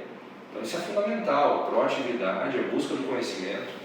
É extremamente importante. E às vezes tu vê na linguagem corporal da pessoa, né, que ela queria estar em qualquer outro lugar, mas não queria estar no ambulatório atendendo, né? A pessoa não precisa dizer nada, só a linguagem corporal dela tu já diz tudo, né? A gente fala muito mais por linguagem corporal do que pela fala propriamente dita, né? Quem estuda isso sabe que 60% é a nossa linguagem corporal. Sim, né? E aí tu já começa a meio que ver, essa pessoa aqui, né, não vai ser um bom médico no futuro, né? Infelizmente a gente percebe isso, a gente não quer acreditar que isso vai levar a esse destino, né? Eu acho que todas as pessoas, elas têm que ter aquele clique, né, do amadurecimento que eu falei, que às vezes é um pouco mais progressivo, mais lento, às vezes é um pouco mais rápido, mas é isso que dá o giro na pessoa, né? Que faz ela entender, não, eu tenho que aproveitar isso aqui, meu pai está me pagando, minha família está se esforçando para isso. Na obesidade tem a situação bem parecida com isso. Eu tenho paciente obeso que não tem condição de fazer cirurgia bariátrica financeira. Aí você vai ver lá, o tio está ajudando ele, passam 2 anos pagando um convênio para vencer a carência, para ele poder se operar, e ele vem e só quer fazer o procedimento, ele não quer seguir regra nenhuma, e ele bota fora isso. É que nem um curso de medicina. Você ganha muito fácil, você não aproveita, se você não tem maturidade, entendeu? E aí você depois joga fora, né? Tem muito médico hoje que deixou de ser médico, fazer outra coisa. As pessoas que talvez escutaram você falando nessa questão financeira da cirurgia bariátrica, o cara deu um Google ali e viu que a cirurgia bariátrica é um valor bem alto, né? E aí tem sempre aquela questão da parte financeira do médico, né? Que o médico só quer ganhar dinheiro, o médico só quer extrair dinheiro do paciente. Só que quando a gente analisa a cirurgia bariátrica, a gente sabe, né, que são vários fatores, né? Aquele valor que tu cobra da cirurgia tem procedimento, anestesista, hospital, várias coisas, né? Acontece bastante isso da pessoa ver assim, o cirurgião bariátrico, ele ganha um valor muito alto da cirurgia, ele só quer dinheiro e tal. Não precisava operar. Eu vivi 2 momentos da medicina, posso dizer isso já. Né? Um momento em que era fácil ganhar dinheiro com medicina. Né? E na medicina tudo é cíclico. Às vezes, vamos dizer assim, oscilatório. Né? Às vezes tem uma especialidade que está lá em cima, daqui a um pouco cai e outra sobe. Né? Então, isso tem que entender. Às vezes você escolhe uma especialidade por questão financeira, daqui a um pouco ela já despenca. Assim foi, por exemplo, um exemplo disso, a radiologia. Sempre foi uma das vezes mais disputadas. Hoje o pessoal fala que é uma das profissões que vai acabar, especialidades que vai acabar, por causa que o software vai tomar conta disso. Fizeram alguns estudos científicos até, não sei se você sabe, mas que compararam, uma banca de radiologistas com um software que faz diagnóstico de uma tomografia. E o software consegue muitas vezes ser superior a isso. Então, claro, chama atenção, ele não sabe se esse estudo ele é totalmente correto e tal, mas chama atenção o assunto, entendeu? Reforçando isso que eu estou dizendo, que tudo é cíclico em medicina. Hoje talvez a oncologia seja uma especialidade financeiramente atrativa, mas que daqui a pouco, até por chamar muito a atenção, as regras mudam e o ganho financeiro ele diminui. Então tem que ter um pouco de cuidado nessa escolha, porque tem que entender que em medicina a questão financeira ela é cíclica. Às vezes pode escolher na hora uma especialidade que está boa e mais para frente ela não vai ser boa. Tem que cuidar. Então por isso que é bom escolher aquilo que tu gosta de fazer. Porque aí tu vai sempre estar trabalhando com gosto, às vezes passando dificuldade, esperando uma melhora, buscando alternativa, incrementando coisas, porque tu tem força para fazer isso quando tu gosta daquilo, entende? Agora escolher momentaneamente porque aquela especialidade está melhor financeiramente não é um bom caminho. Mas eu vivi uma época então que qualquer coisa a medicina me dava dinheiro, talvez na época do meu pai, dos meus familiares que eram médicos. E hoje a gente vê um certo assim, até aviltamento da profissão médica. Hoje o médico tem que trabalhar bastante, é uma coisa comum o médico ter mais de um emprego para poder dar um suporte financeiro. Então não é mais como era antes. Tem profissões muito simples hoje, até técnicas, que você vê nos editais hoje o que pagam para o médico da rede pública. Um técnico hoje que teve 2 anos de estudo, aí, ele ganha muito mais que o médico. Aquilo que eu disse. Então, realmente essa escolha da especialidade, que é uma das 3 coisas que eu falei antes, é extremamente importante. Mas o dinheiro não deve ser o que vai nortear isso. Na cirurgia bariátrica era um desafio pessoal. Vou te dizer como é que eu cheguei nela. Tá? Eu vivi a transição da cirurgia aberta para vídeo. Quando eu fui fazer residência, existia videolaparoscopia há 10, 15 anos, não muito mais que isso. Então, o que chamava atenção? Essa técnica é legal. Em vez de tu abrir o paciente, você vai lá e faz uns furinhos e trabalha com os furinhos. Legal isso, O paciente acorda sem dor, ele se recupera muito mais rápido, tem menos complicação. Aquilo ali me chamou atenção. Daí você começa a fazer a videolaparoscopia, que é o que a gente trabalha hoje, e hoje já está entrando o robô, já podemos falar do robô um pouquinho, mas naquela época era vídeo que chamava atenção. E aí você vê assim, mas eu preciso me aprimorar nisso. Eu não vou conseguir me aprimorar nisso fazendo cirurgia de vesícula e apêndice. Eu tenho que ir para um outro patamar. Eu tenho que aprender a fazer cirurgia mais complexa. E aí eu comecei a olhar a bariátrica. De hoje, você me olha fazendo uma bariátrica, a gente vê que a habilidade ela é uma coisa mais natural, nossa, por ter trabalhado tanto com isso. Eu já tenho mais de 1000 cirurgia bariátrica feita, então é natural que eu consiga trabalhar melhor. 1.000 pacientes. Mais de 1000 cirurgias bariátricas, Então a habilidade para te trabalhar com a vídeo, é óbvio que se tornou uma coisa mais natural para a gente, né? Mas eu fui em busca disso, eu fui em busca de ganhar perícia para fazer videolaparoscopia, tá? E agora, o que a gente enxerga, né? O robô surgindo, tá? E tem uma curva bem interessante de ganho de aptidão para essas técnicas. Nós temos três tipos de cirurgia, então: cirurgia aberta, cirurgia videolaparoscópica, cirurgia por robô. O robô hoje está explodindo no Brasil. Para nós ainda está difícil chegar aqui, mas vai chegar em breve, tá? Só que quando uma notícia boa, então, dos acadêmicos de medicina, né? Quando você compara a curva de aprendizado, de treinamento que tu tem que ter, né? De ganho de habilidade, a curva de aprendizado para te fazer videolaparoscopia, ela é uma curva mais demorada de chegar no seu patamar.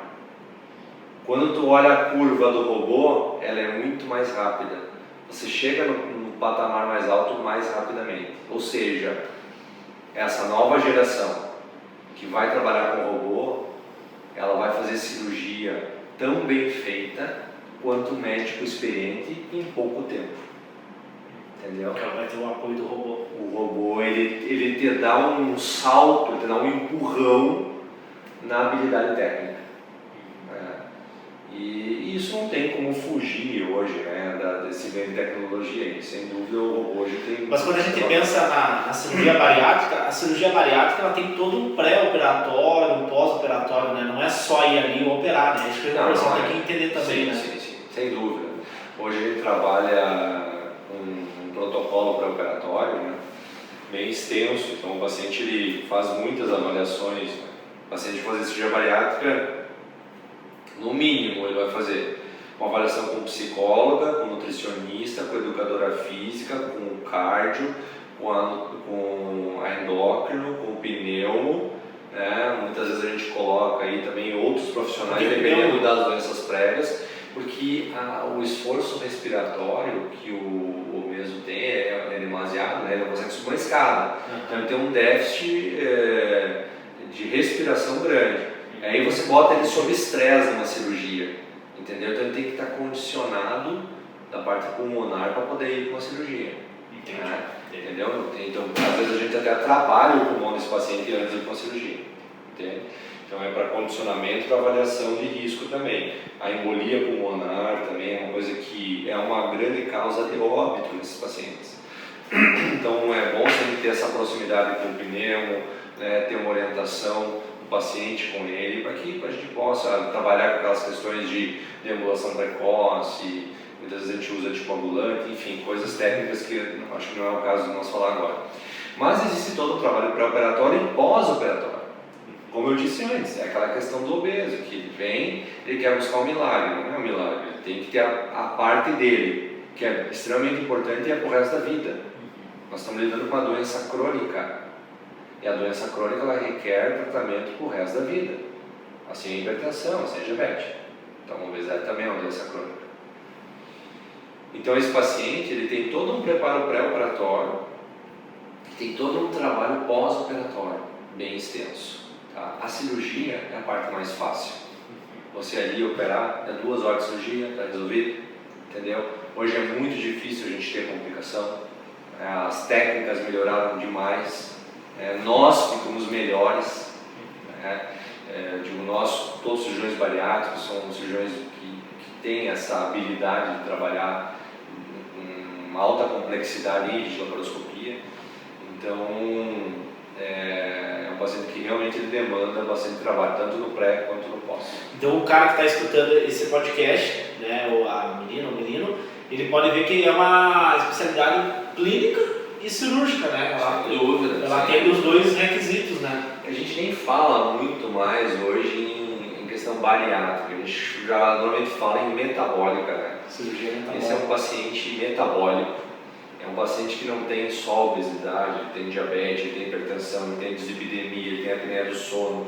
É um paciente que ele tem múltiplas doenças, tem síndrome metabólica, né? Aquele paciente que ele é complexo, ele não Não é a questão ir lá e operar o estômago dele, é uma coisa muito simples perto do universo que envolve esse paciente, né? Então ele requer toda essa construção para ir pós-operatório e toda essa equipe multidisciplinar, né? E isso foi uma coisa legal também, sabe? Isso nos aproximou de outras profissões.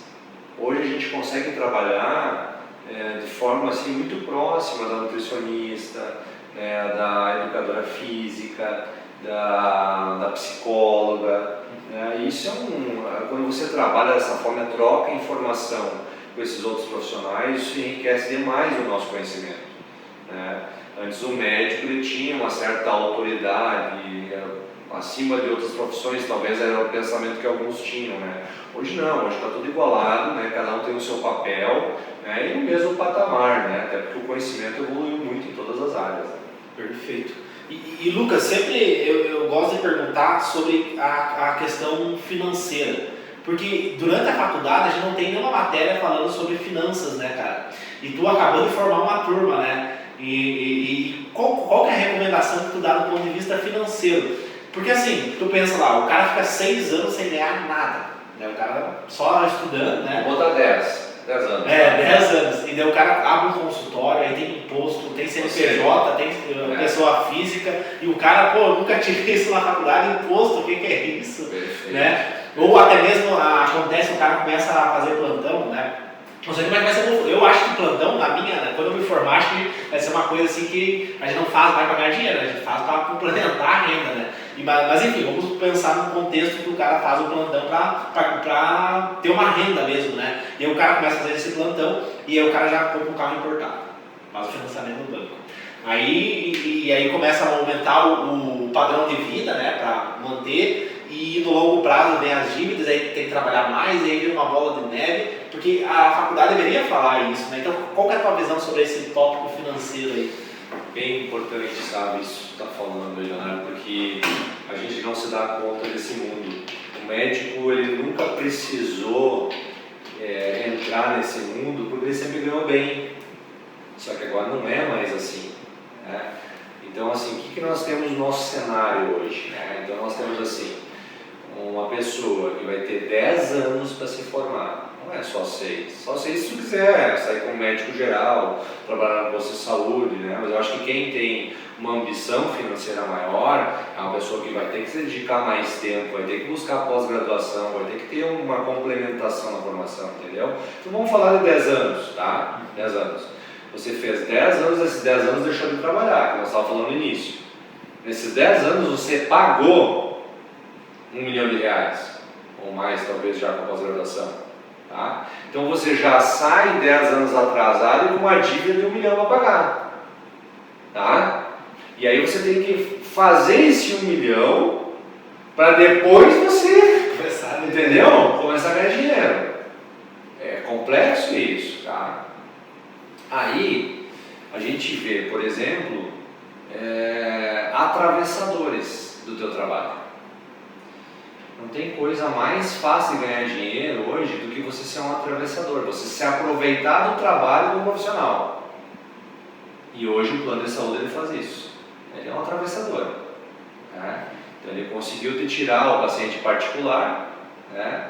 E ele consegue te pagar muito menos por isso, tá? Então você já não ganha mais como ganhava. O SUS hoje, ele é uma situação assim, de benevolência, tá? Eu fiz faculdade federal e eu fiz questão de trabalhar no SUS, especialmente quando eu vim para cá, e ainda hoje eu trabalho a residência médica, né? Então a gente trabalha com o SUS também, né? Então a gente tem que dar a nossa parcela para a sociedade, responsabilidade social, ok? Beleza, mas isso não resolve a tua vida.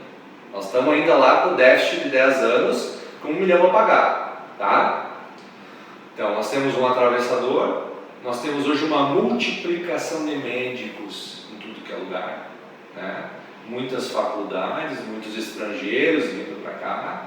Então, por isso exige muito mais que as pessoas pensem em subespecialidade, porque o médico generalista vai ter muito disputando o mercado. E aí eu trago um exemplo bem simples. quando eu comecei a trabalhar, existia uma coisa que se chamava Programa de Saúde Indígena, tá? Tinha aqui perto do Passo Fundo, PSI se chamava, tá? Do SUS? É do SUS, é um programa do governo, Programa de Saúde Indígena. Você ia para uma aldeia dar atendimento lá, né? E existia, isso há 10 anos atrás, um PSI pagava em média R$20 mil, tá? Ninguém queria esse emprego. R$20 mil por mês? Ninguém queria, porque tu tinha que pegar um carro, um ônibus, andar no meio de uma trilha, trabalhar lá numa tribo e voltar. Ninguém queria isso, não queria ficar numa cidade, ir no shopping, tal, facilidade, academia, tá? Então tinha essa vaga e ninguém ocupava. E isso é uma coisa natural do governo. Bom, eu tenho lá, né, estou pagando uma banana e ninguém quer assumir isso aqui, vamos botar médico para o mercado de trabalho. Hoje o que aconteceu? Não existe mais um salário desse de saúde indígena, não existe nenhum programa mais. Hoje os médicos se acotovelam para conseguir um emprego como esse aí por R$6 mil. Entendeu? Então o médico generalista hoje ele tem muita dificuldade mesmo no mercado de trabalho. Para eles terem um contexto, quanto mais ou menos um que se formou agora na IMED ele vai ganhar assim por mês?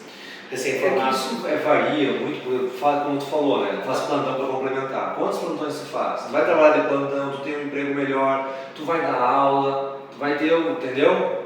O que tu vai fazer? Então, hoje, por exemplo, um edital num programa médico do governo hoje, digamos, a prefeitura, assim, quanto mais ou menos? Em torno de R$2.500 a R$3.000, 20 horas.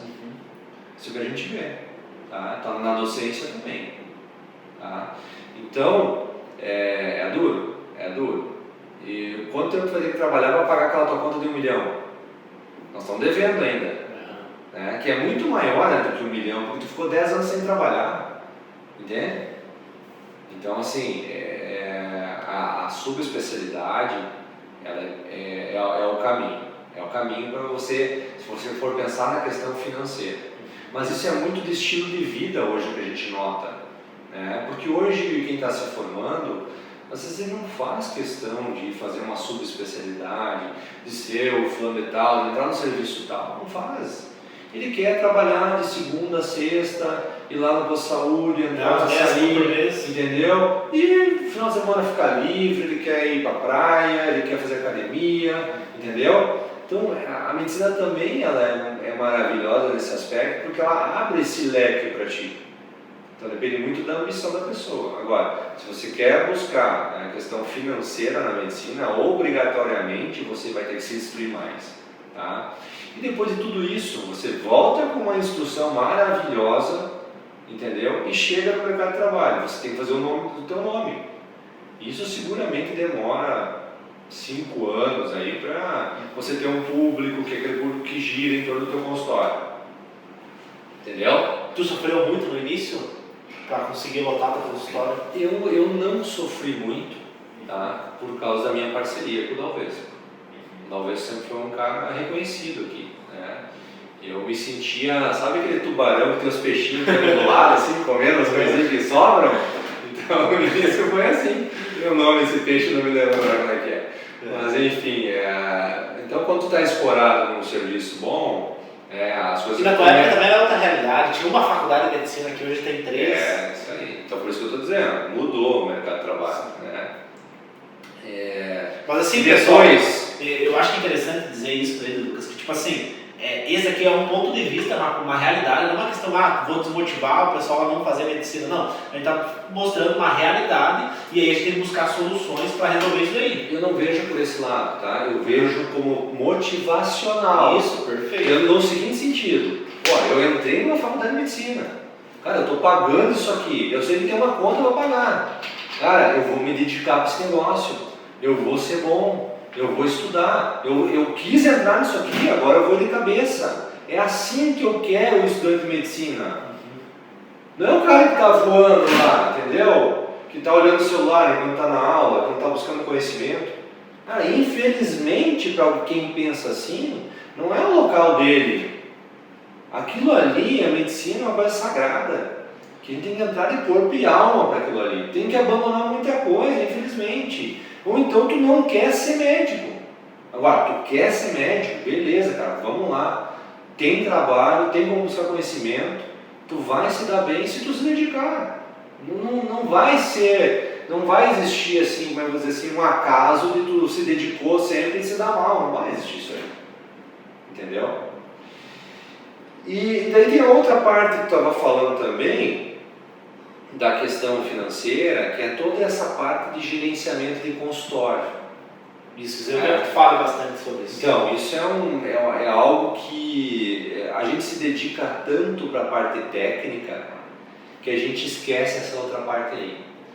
Porque também não é fácil você entender o que é FGTS, PIS, COFINS, CSL, né? Todos os impostos que tu paga e que é uma banana que a gente paga por ano, entendeu? E que a gente, funcionário, né? Liderar uma equipe. Hoje, para ter uma ideia, nós trabalhamos num consultório entre 6 médicos, 6 profissionais, não tem médico, só tem psicólogo também. 6 profissionais que tem 2 salas, tá? Então hoje nós estamos assim num consultório modesto, 2 salas, 6 profissionais. Nós tínhamos 2 secretárias, tá? Nós estamos só com uma porque a gente está fazendo uma mudança. A gente está vindo trabalhar numa sala maior, mas vou falar só dessa aqui que nós já temos os dados para te dar. No final do ano agora, porque a gente paga imposto a cada 3 meses quando é empresa, né? Imposto de renda a cada 3 meses. Tá?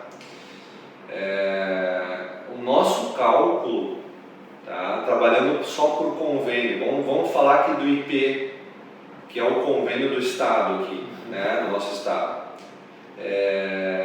Em número de consultas que cada um precisa fazer só para sair 0 a 0 do consultório, tá? 2 secretárias, 2 salas, coisa simples, impressora, um computador, um programinha que gerencia o consultório, isso aí, nada demais, não tem luxo, tá? Cada um de nós precisa atender 80 consultas desse convênio para sair no 0 a 0. No mês. No mês. No mês. Cada um de nós. Cada um de nós. Tá? Então, claro que aí vem uma dica também. Né? Então, assim... Tu acha que o plano de saúde ele vai seguir nessa linha assim? Ou não, ele está indo ao contrário. Porque eu vejo que vários médicos, eu conheço os médicos do Brasil inteiro, eu vejo que eles estão largando o plano de saúde. A medicina é muito cara. A medicina é muito cara. Né? E hoje... os órgãos que regulamentam os convênios, os planos de saúde, as operadoras de plano de saúde, eles exigem muito hoje das operadoras e fica quase impraticável você trabalhar. Vou te dar um exemplo, tem uma medicação que lançaram agora, tá, que se chama Spinraza, que é uma medicação lá para atrofia medular e tal, e o tratamento custa 2 milhões, tá? Se você coloca uma medicação dessas num mês de um convênio, por exemplo, uma Unimed nossa aqui, ela tira todo o faturamento, toda a receita líquida daquele mês hoje, para um paciente. Então não é só o médico que está sendo massacrado, até o próprio operador de plano de saúde está sendo massacrado, porque a saúde ela é cara, entende? Então, obviamente que quem acaba sofrendo mais é quem executa o trabalho, né? Porque hoje a gente paga muito mais por materiais para terceiros do que por próprio médico, né? Então é uma situação assim que te faz ter que trabalhar muito no volume por conta disso. Então o médico hoje precisa trabalhar no volume, é por isso que a gente trabalha bastante, não é diferente de muita outra profissão, né? Mas a gente tem que trabalhar muito porque a gente tem que trabalhar no volume, tá? Claro que o paciente particular, e isso é uma coisa importante entender, às vezes as pessoas acham que não, eu não vou trabalhar com tal convênio, não vou trabalhar com o SUS, não sei o quê, só que a gente faz um nome, faz uma clientela, quanto mais a gente abrir o leque no início, melhor. Aí você faz o seu nome, aí você começa fechando o teu leque, trabalhando, entendeu, de uma forma que seja financeiramente mais agradável, com menos trabalho, com mais valorização. Mas isso é uma coisa que vem com o tempo. A gente não consegue chegar e dizer, não, se eu vou trabalhar aqui, não. É que nem uma metralhadora giratória, eu digo, né? Você tem que atirar para tudo que é lá. E hoje, Lucas, com a questão da internet, tu acha que precisa o médico se submeter? Tu acha que só com a internet ele já não consegue construir essa clientela? Porque hoje tu pensa, a pessoa está o dia inteiro no Facebook, ela está o dia inteiro no Instagram, né? E eu vejo que, principalmente aqui no assunto, tem vários médicos que usam, né, as redes sociais como uma ferramenta para trazer pacientes para o consultório. Eu sou um mau exemplo disso, tá? Eu sou um mau exemplo, péssimo exemplo. Né? Eu não, talvez até pela nossa atividade, né, envolvido com a docência, a coordenação, a nossa clínica, ela nos tira muito tempo. Né? Eu acho que isso hoje, a gente tem vários exemplos de pessoas que trabalhando na internet elas estão super bem. Mas também acredito que tem o contrário, tem muita gente que vai para esse campo e se dá muito mal e se frustra por conta disso. Né? E hoje existe até uma banalização da internet para isso. Né? Tem gente, sei lá, fazendo dancinha e não sei o que, isso chama atenção, mas se torna uma coisa anedótica. Né? Então o médico ele tem que ter uma postura para trabalhar.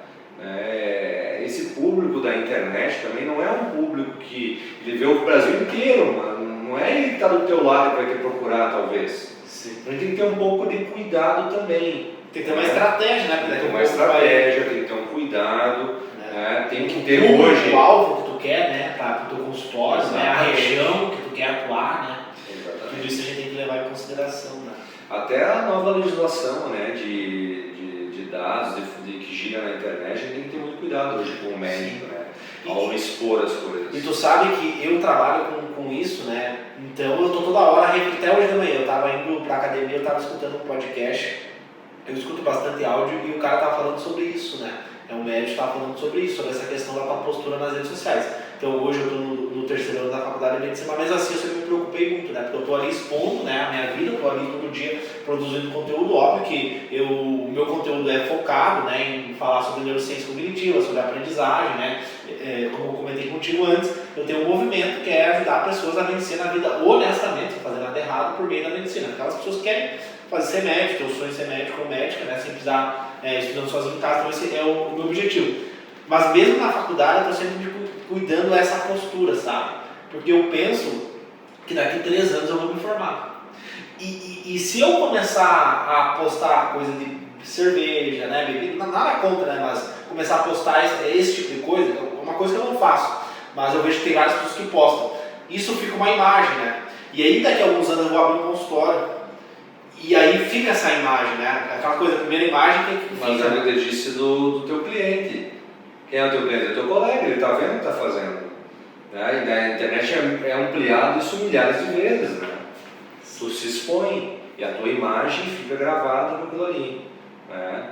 E depois o paciente vai buscar um médico. Que tipo de médico ele vai querer? É o cara engraçado, é o cara que traz confiança, que traz a informação correta, né, que tem uma credibilidade. Então tem que ter muito cuidado com isso. E além disso, existe toda essa lei de proteção de dados, a questão ética na internet tem que ter cuidado. Por exemplo, na minha área, eu não posso expor o antes e o depois. Entendeu? Isso é proibido. Eu posso ser penalizado pelo Conselho de Medicina se eu fizer isso. E às vezes as pessoas não sabem disso. E às vezes inocentemente acabam já tomando uma chamada aí, né? Então tomar muito cuidado. A internet ela é uma faca, né? Tu pode usar ela para passar manteiga no pão, ou para machucar alguma pessoa. Então, e eu tô sempre pensando nisso, sabe? Eu tô sempre pensando. Óbvio que o meu conteúdo é um conteúdo sério, né? Então eu gravo com médicos do Brasil inteiro, fora do Brasil, já gravei com 2 dos Estados Unidos, da Europa. Então, assim, isso também já vai me ajudando também. Eu penso também nessa questão de ajudar outras pessoas, né? Usar a rede social, a internet para ajudar outras pessoas e não para ficar fazendo dancinha e outras coisas, né? Chamando atenção. Chamando atenção, né? Tem que chamar atenção com postura de médico, entendeu? Acho que esse é o caminho. Perfeito. Lucas, comenta um pouco para nós agora como é que está a tua função como docente, né? Hoje tu lidera aí uma faculdade de medicina, qual que é os aprendizados e conhecimentos assim, que tu tem para compartilhar com nós, trabalhando com futuros médicos, né, com alunos ali, dificuldades e coisas, porque é o que a gente falou, né, desde o começo, né, cara, às vezes tem vários alunos assim, óbvio que não é a maioria, mas tem várias pessoas que acabam não se dedicando, não se esforçando, né, e como que tu vê assim, essa questão hoje para você como docente?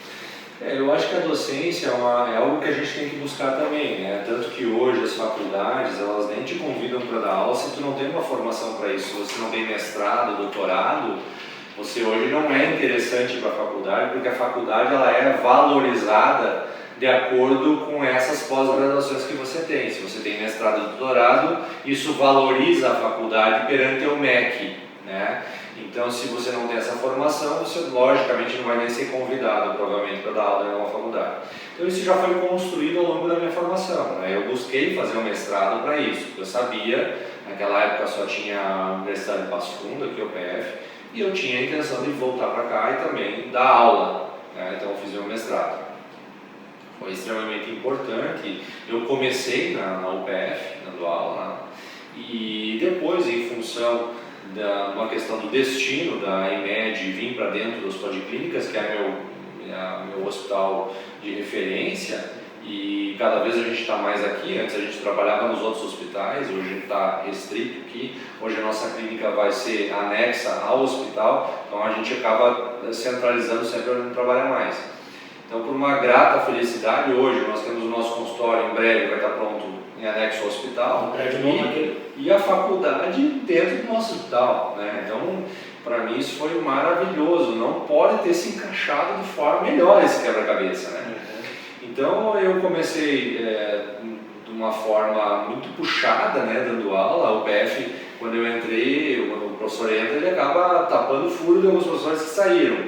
Então, você já chega, olha, tem que preparar a aula de conteúdo que você não domina, né? Então, tu acaba às vezes tu está preparado, dando aula naquela disciplina, e o coordenador diz, olha, vai ter que sair daqui e vai ter que vir para cá. Todo aquele teu trabalho deixa de lado, agora vai começar um novo trabalho. E isso aí é pesado no dia a dia, né? Então, deu muito trabalho no início. Mas o que eu comecei a notar? Como isso me traz conhecimento. Porque o professor aprende também. É o que mais aprende. O professor não é o top de conhecimento, né? Ele está aprendendo, ele está repetindo, ele está fixando, né? Então, para mim foi enriquecedor isso aí, foi enriquecedor, me ajudou muito. Foi talvez uma das épocas que eu mais estudei na minha vida para ser professor, preparar a aula. Eu passava madrugadas preparando a aula, porque eu não tinha os assuntos, eu tinha que dar aula no outro dia. E o trabalho... Era que tu dava anatomia? Dava anatomia, comecei com anatomia, né, que era a disciplina, depois eu acabei indo para cirurgia lá, e semiologia também eu dava aula, né? Mas eu não tinha nada, eu tive que preparar os conteúdos, né? E as minhas aulas eu gostava de preparar, porque é diferente tu pegar uma aula que tu preparou, né, o que tu tem que falar, o que tu tem que chamar atenção, ou pegar uma aula pronta e tentar se adaptar àquilo. Então eu nunca gostei disso, assim, eu gostei de fazer as minhas aulas, né? E vai tempo, né? Vai muito tempo, é muito tempo mesmo, né? Você perde um tempão para isso, mas, como eu te falei, é enriquecedor. Isso te fixa muita coisa, você aprende muita coisa, né? E depois, eu acho que essa virada de lidar com o aluno de medicina, né? Um tanto desajeitado no início, né? Em que a gente tem que tentar ser o mais agradável possível, porque tu não tem todo aquele traquejo, enfim, depois vai ganhando habilidade. Hoje já é uma coisa mais natural isso, especialmente quando tu já está num nível assim que tu consegue ficar fixo numa disciplina, né? Mas hoje acho que o que mais provoca assim, né, na faculdade são essas mudanças aí, tanto que acontece com os alunos na questão da digitalização e nos docentes para trazer um pouco mais, sair daquela aula tradicional e vir para as aulas com um intuito mais proativo, né? Então acho que isso hoje assim, é o que mais chama a atenção e que traz desafios para nós no dia a dia, né? Como coordenador, agora atender a família, né? Um outro salto, né? é um outro salto. Isso eu estou sentindo na pele agora, né? Porque eu estou coordenador há um mês, né? E a gente está vivenciando grandes mudanças, né? Na nossa faculdade, a anualização. Nós estamos vivenciando uma pandemia que desestruturou muitas disciplinas, mas aqui ressalto, né, todo o trabalho do professor Luiz Arthur, na coordenação passada, de manter as nossas atividades na IMED. Nós somos uma das poucas faculdades que manteve o curso funcionando durante toda a pandemia. A gente não teve prejuízo basicamente de aula. Nós tivemos que fazer uma complementação de alguns alunos que quiseram se ausentar por causa da pandemia, porque tinham familiares, doentes, idosos, né? Conviviam no mesmo ambiente e quiseram sair da faculdade. O meu irmão faz a UFPEL, perdeu o ano inteiro. Isso aí. E agora eles estavam com um projeto, não sei se isso é verídico, de recuperar ali 2 semestres em um ano. Né? Não sei se isso é verdade, mas então as faculdades estão dando o seu jeito para tentar recuperar isso. E a gestão do professor Luiz Arthur foi muito, vamos dizer assim, profícua, né? Em conseguir manter o curso, né? Ao longo de todo o ano aí, e funcionando, todos os alunos envolvidos, praticamente com muito pouco prejuízo para o aprendizado. E eu gostei bastante do suporte, porque em novembro eu peguei o vírus, né? Eu tive que me ausentar e eu estava rodando no rodízio de dermato, né? Então eu perdi algumas aulas, mas depois recuperei, foi bem tranquilo, sabe? Eu não tive prejuízo nenhum. Depois consegui fazer as provas e eu tenho um outro lado que foi o meu irmão, né? O meu irmão faz medicina veterinária na UFPEL e ele não teve aula. Praticamente o ano inteiro não teve aula, cara. E imagina, né? Ele tinha uma mentalidade de se formar em determinado não dá, né? E agora recuperar isso, né? Então a IMED foi muito... Eu sou muito grato, sabe, Lucas, de ter conseguido passar aqui.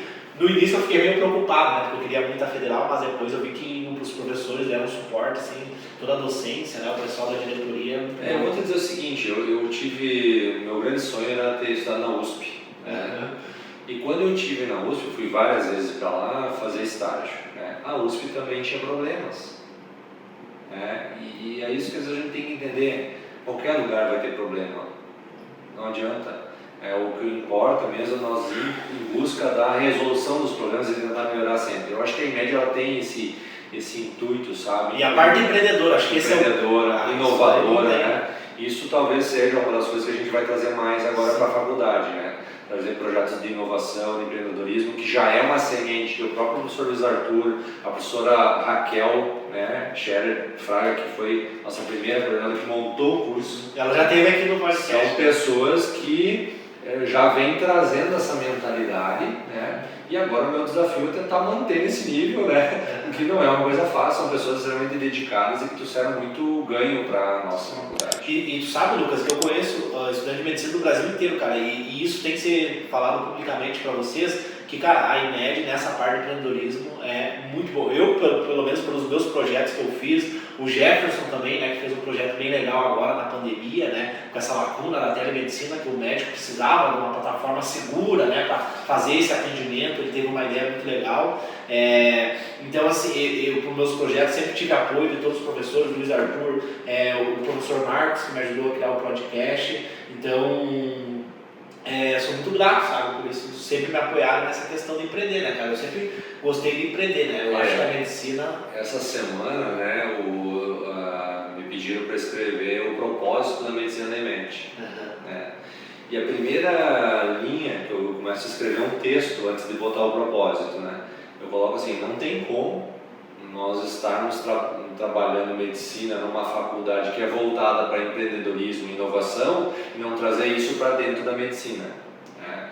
Então talvez isso seja um dos meus desafios, da gente tornar isso muito mais palpável dentro da faculdade, essa questão de empreendedorismo e de inovação, que já foi iniciado pelos coordenadores que me precederam, tá? Mas o nosso desafio é esse, sempre estar realmente trazendo aquela alma da IMED dentro da medicina. Que é tradicional. Que é tradicional, exatamente. Perfeito, incrível. Foi demais, eu aprendi muito, espero que o pessoal que escutou até agora, né, quase 2 horas de conversa, aprendeu bastante também.